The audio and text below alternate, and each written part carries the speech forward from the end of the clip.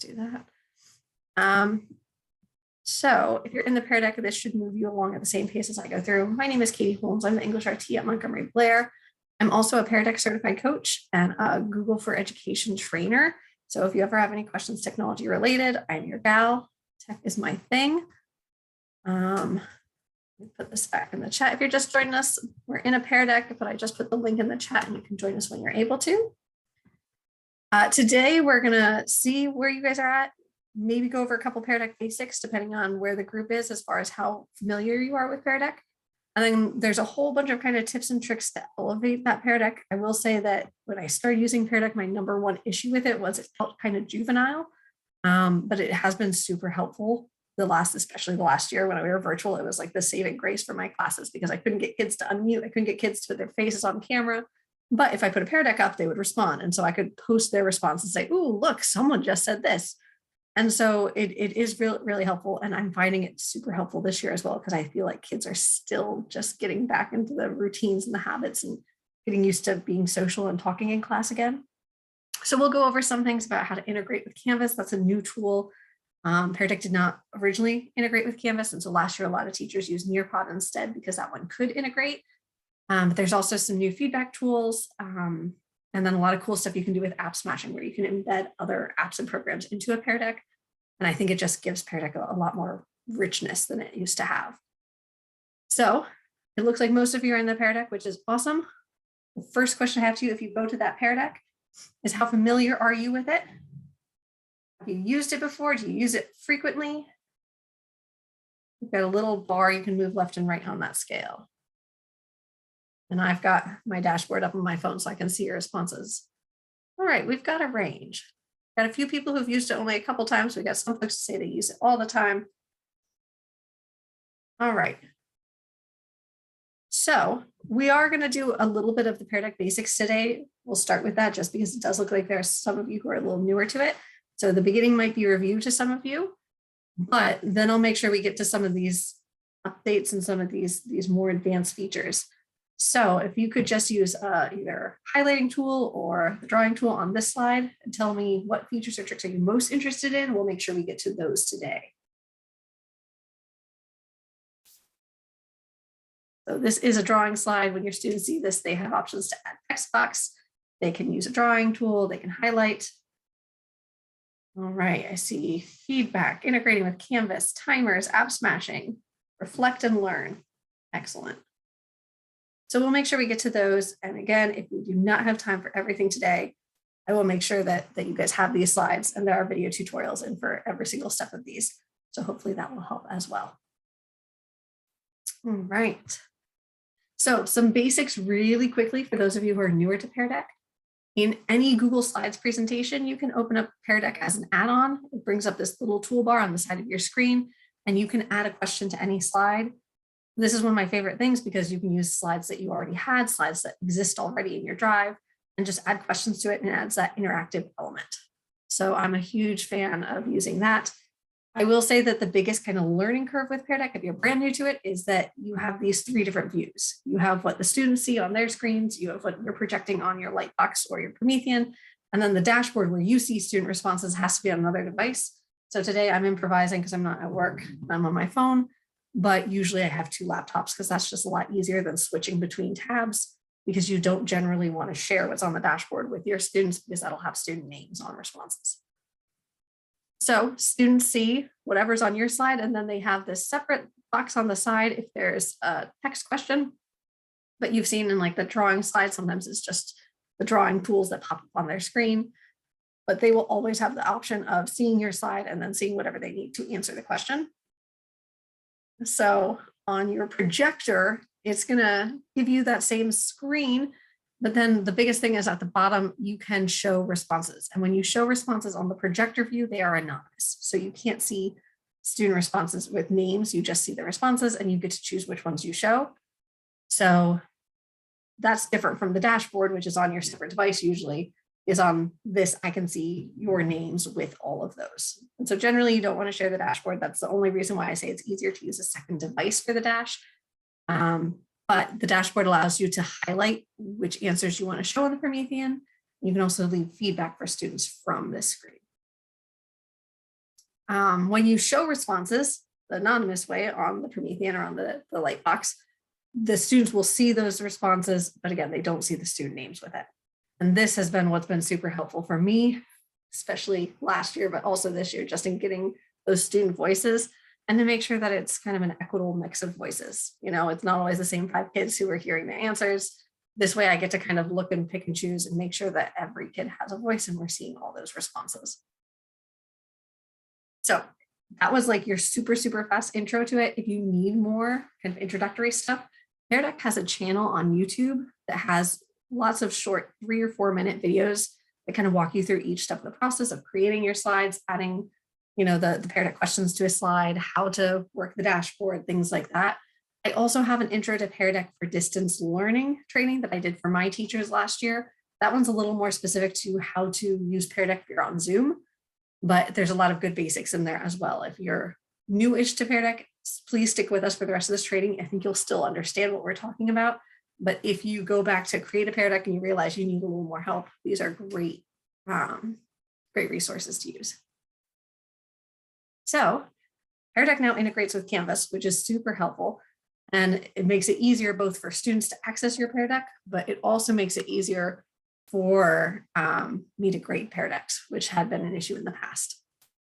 So I normally, in the last session, I did a tutorial of this. I'm going to skip that, but there is a video tutorial in these slides, so it will show you all the steps. But the short version is that you go and you create an assignment.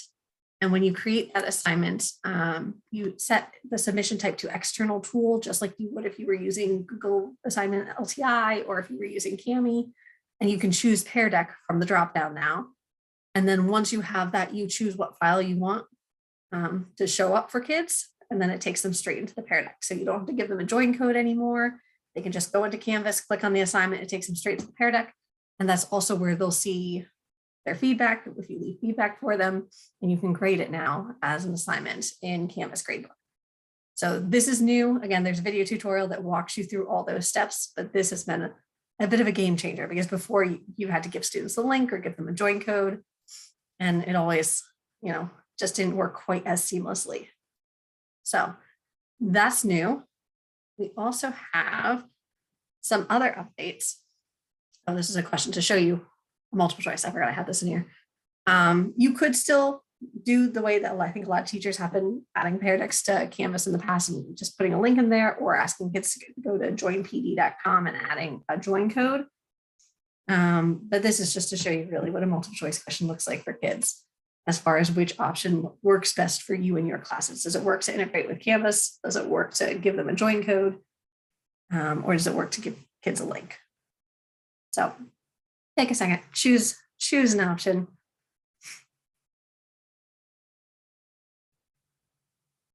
All right, most people are saying integrating with Canvas will be helpful. We have a couple of folks that say one of each saying that they will still give kids the join code or they will use a link. I'm all for doing whatever is easiest and works best for you, but this is just one more option available. Can I ask a real quick question? Sure, of course. Is the idea with Canvas that it's somehow going to be able to transfer a grade, or we would just have to grade it on our own, correct? You still would have to grade it and enter the grades into the Canvas gradebook, but it does save you the step. You know, a lot of times teachers in the past had to either just make a manual category in Synergy, or they had to create an extra fake assignment in Canvas. So it won't auto grade. There is a way to do that if you're using mostly multiple choice. There's some add-ons that you can use to do that. So if you're interested, just shoot me an email. I can send you. It's a little complicated, but like Flubaroo basically will let you do that, where you can set it to auto grade and then it'll automatically do the score, but generally it won't auto score for you. Okay, thank you. All right, another new feature is that there are timers now in Pear Deck. So you can set a timer for either 30 seconds, a minute, or 3 minutes by holding on the lock screen button on your presenter view. And so this just sets the timer for kids. They can see it on their screen. They can see it on the projector. And then it'll just lock their answers after that set time. But this is helpful when you want to give kids a time limit and you want to let them see how much time they have left. That's a new feature that was just added, and we'll show you that in a minute. The other thing that you can do, and this isn't super new, this has been there for a while, you can leave feedback for students from the dashboard. where there is a speech bubble next to their answers, and you can just send them feedback, type a comment in there, and they'll see it on their screen.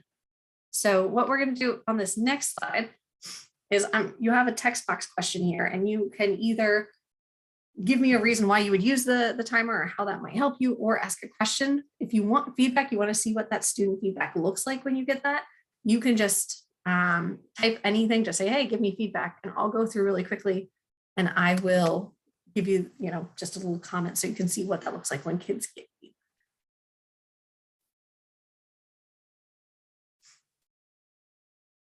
And just to show you what a timer looks like, I'm going to put a timer. Let's see. I'm going to unlock your screens first. Put a timer on just so you can see.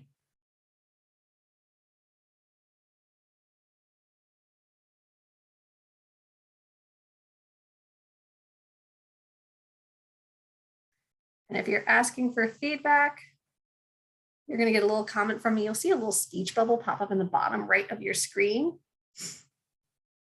So those of you who have said, give me feedback, I want to see what it looks like, you'll see that pop up momentarily. It'll just say feedback, because again, I'm working from a phone today. But hopefully you will be able to see that little speech bubble pop up, and you'll get a sense of what your kids would see. So why did my response just lock? Did I run out of time? You ran out of time. I'll unlock it now. Sorry. I put a 30-second timer on there, and that probably was not long ago.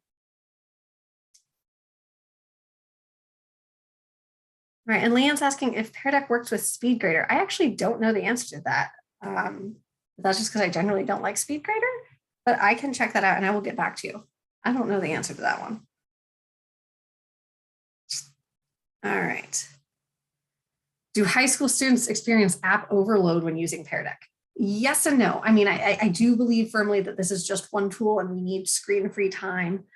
And I think it's, important for us to really balance how often we put kids on the screens, how often we don't. The one thing that we'll get to later in this session that I really love about Pear Deck is it lets you embed apps into a Pear Deck, so kids don't have to go to a separate screen and log in anywhere and type in another code. And I feel like that's part of the issue with that app overload is when we have kids, and especially in virtual learning, I would go into a teacher's classroom watching, like, okay, go to this website and type in this code and you're going to answer these questions. And now go to this website and you're going to watch this video. And I think kids got overwhelmed with a lot of that transition. So I think it's a balance. I think definitely this is not an everyday thing, but especially if you want kids to use a Flipgrid or use a Padlet or use a Mentimeter or things like that, there are some great tools out there. You can put them in Pear Deck and the kids don't ever have to leave that Pear Deck. They're on that same screen the whole time. I do think that helps. All right. Excellent. I think I got to everyone who asked for feedback. Hopefully you saw, again, that little speech bubble pop up in the corner of your screen. That's what students see when you leave them feedback. And again, that's really helpful, especially if you're having them work on a text question and you want them to go a little further or they're not quite on the right track. I like that as a kind of immediate feedback option for them. For feedback after the fact, there is a new version of Pear Deck used to have what they called takeaways, and it still exists, but quite frankly, I hate it, so I don't recommend using it. But there is a new feedback version called Reflect and Review that after students have finished a Pear Deck, it lets you go through and see all of their responses. And so it's a little different than takeaways. If you've used takeaways, again, I'm not a fan. If you haven't used it, I don't recommend wasting your time on it, quite frankly. It's clunky. And my biggest issue is once you post a takeaways, kids can't go back into the Pear Deck at all. And so I like Reflect and Review because it allows kids to continue working in a Pear Deck, but it also is a little bit easier to grade as a teacher if you're leaving feedback. So there's a video tutorial in here that you can watch later, but when you end your session, you can open the Reflect and Review. You can also do it and leave the Pear Deck open for students to keep working in student pace mode. And it gives you a link if you want to give them a separate link to see their feedback without going into the Pear Deck, but they can also just open the Pear Deck again and it'll still take them there. So this is really just, again, more for feedback than grading. But the nice thing it does is it lets you choose a student and go through all of their answers all at once. So in the takeaways, or a lot of teachers grading Pear Decks in the past would have to go question by question and kind of search for student answers. And then a lot of teachers were, keeping a roster on hand and checking off which kids answered what. This lets you open one student at a time, scroll through all of the answers, give them feedback. And then again, you can give them that link or just post it to your Canvas page and they can go through and see all the feedback. But it shows up the same way feedback does in that little speech bubble. And it just tells them you have 6 comments from your teacher and they can click on that speech bubble, will take them to each slide. So it's just a slightly easier way to give feedback at the end. Quick question, and sorry if you've already answered this. Are their responses saved after they've even logged out? Yes. Yep. So their responses are saved. Even if they delete their response and then add a new one, you can see all their responses previously. And they don't have to click anything at the end. So even if a kid's working in a Pear Deck and, you know, they have to close their Chromebook or they lose it for some reason, it saves everything. So that's another kind of nice thing about it is they don't have to do much to make sure their responses are saved. And it does save it if they go back into the Pear Deck later, if they haven't finished it. If you leave it in student pace mode, they can go back and pick up right where they left off. All right, any questions about reflect and review or anything else at this point?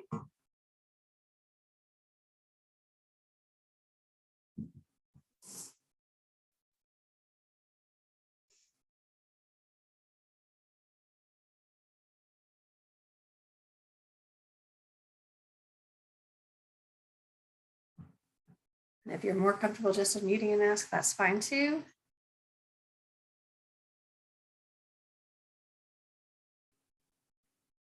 All right, I don't see any new questions, so I think we'll go. All right, one of the other things I like to do with my Pear Decks, because I don't love the little pear feature, I don't like that little pear that pops on the bottom and says, draw your answer here. It just feels a little too juvenile for my kids. I have an app on my slides. It's an add-on. It's called Unsplash Images. And so all these backgrounds that you see on this slide, there's all these paint theme stuff, that all comes from Unsplash. They're free images that you can use. And it automatically like sets them to the same size as your slide. But then you can't delete that little pear that says respond to this question. You can send him to the back. So I put a background on all my slides and then I just do Control-Shift down, which moves that little pear behind whatever the other image is. And that way you don't see him. So on all of these Pear Deck questions that you've seen, you have not seen that little pear on the bottom. And it's just because I hide him. You can also drag him off screen if you prefer to do that. But I'm just not a fan of him. So I hide him behind things. But I use Unsplash for everything. So I'm a big fan of that add-on just because it gives me those free photos. And again, they're perfectly formatted to the size of the slide. Oh, I am not familiar with Mac. Someone else, Control-Shift down on Mac. Anyone a Mac person? Do you know how to send something behind? That's okay. I'll look it up. Thank you. You can, I know you can right click or go to format and move, and then you can click like send behind, but I don't know what the quick keys are. Sorry. All right. All right, this is my most favorite thing about Pear Deck nowadays because this has always existed, but it's much more robust now. You can do something called app smashing, which means that you can embed another app into a Pear Deck. So kids, again, don't have to leave your screen and go to another page. So if you use any of these apps, if you use Desmos for my math teachers, Kahoot, Padlet, Flipgrid, Duolingo, you can put a Google Doc or a Google Form into a Pear Deck. And so there's a whole lot more kind of usability that you get with this, because if you want kids to all go and edit a single Google Doc and brainstorm together and everyone adds their answers, they can now do it without leaving that Pear Deck. Or if you want them to do a quick Kahoot, they can do it without leaving the Pear Deck. So I'm a big fan of this because you get to just use, there's a website question in Pear Deck. And when you use that, you can add any of these and more in there. And it takes kids to that page or to that link without sending them elsewhere. So I love this. All you do is you add a website question and you add the URL to that website. And then what kids will just see when they go there is, the website page that you put them on. So we do this. I've done this with Google Maps and sent kids to search Google Maps to find a location. If we're doing, something geography related, you can have them do a quick Flipgrid in there, all sorts of options. But I love this as an option for kids, because it just, again, it lets you use some of those tools that are really cool without making them pause and go elsewhere and checking for 5 minutes straight. Are you in? Are you in? Are you in? This is just one easy way to get them there. So to give you an example of what this looks like, I've put a Padlet in here. So you can see what this looks like if you add a Padlet, for example. And this I like because Nearpod had that collaborate feature, and I really wanted Pear Deck to have something similar, but now you can do this with Padlet, and it's basically the same thing, and students can see each other's responses too, which is excellent. So if you go into that Pear Deck, it's going to ask you, what app or website are you most excited to embed in Pear Deck? And it will open up the Padlet for you so you can see. Ooh, Edpuzzle, Flipgrid, yeah, Google Maps. Hoot.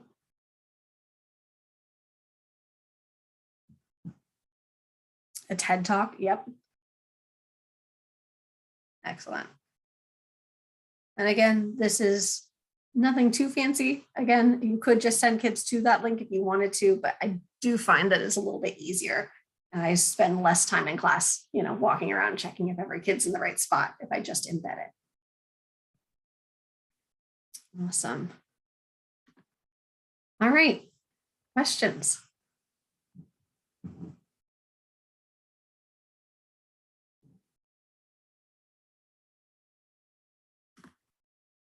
All right, so in an ideal world, this would have been like an hour-long session. We would have lots of time. So I built in a workshop, and obviously we don't have time to do a whole lot. But I just wanted to, you know, I'll give you these slides in a second. I wanted to let you know I do have the trainings in here, both the slides to this training and that one's that intro to Pear Deck if you're interested. I also tossed in a couple Pear Decks that I've used. I'm an English teacher, so they are all mostly English related. But if you want to check out some of those trainings and just see what that work, you know, how different things work for close readings and stuff like that. My math folks, I have a link in there for you of some of the cool stuff you can do with Desmos, because that is a really easy way to add some functionality for math.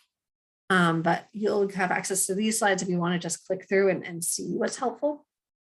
And I'm also, there's a feedback survey in this Pear Deck, but I'm going to put it in the chat shortly so that you can finish that as well. I was told I have to stop 5 minutes early to give you time for that. So give me a second. I'm going to stop sharing my screen and I will give you those links to the slides and to that feedback survey. All right. So if you want a link to the slides that we were just in, you can access this there. And again, everything that had a video in there, even if we didn't have time to look through it, those video tutorials are all in there. And this is your participant survey coming up next. If you don't mind filling that out for Mr. Klein and the other EdCamp folks, they will appreciate that. And I'll stick around for the next 5 minutes. If you have questions for me, I'm more than happy to answer anything else, Pear Deck or otherwise tech related. And if you'd like a couple minutes before your next session, you're also free to go.